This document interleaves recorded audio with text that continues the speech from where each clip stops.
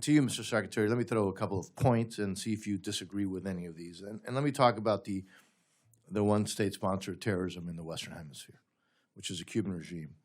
Are you aware that they harbor terrorists and U.S. Fugitives from U.S. law? And we can just go through these really quick. Yes. Right. Yes, I am. Is it true that the Cuban regime actually shot down 2 American airplanes in international airspace, murdering Americans? I can't recall the precise year, but I believe that is the case. Is it true that that Russian spy ships and warships, including the nuclear sub Kazan, have repeatedly used Cuban ports?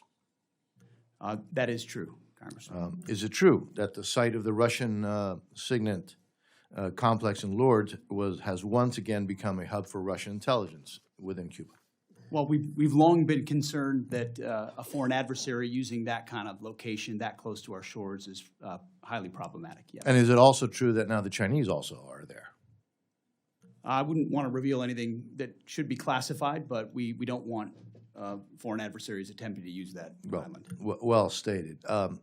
Are you aware that, well, you're obviously aware that Cubans, intel people and military folks have been sent around the world because your folks confronted them in Venezuela.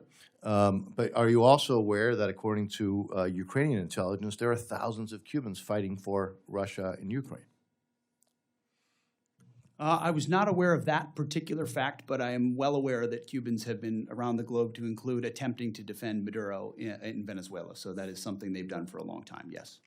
You're also aware, Mr. Secretary, that, well, even stated by U.S. intelligence, even during the Biden administration, the Trump administration, the previous administration, the Obama administration, that Cuba has been designated as one of the 4 most advanced espionage operations against the United States, and that they share intel with other adversaries of the United States. That all very much sounds right, sir. And again, we're not in a classified setting. So I'm just considering all those issues and others that we could talk about in a classified setting. Do you believe that the Cuban regime possesses a national security threat to the United States?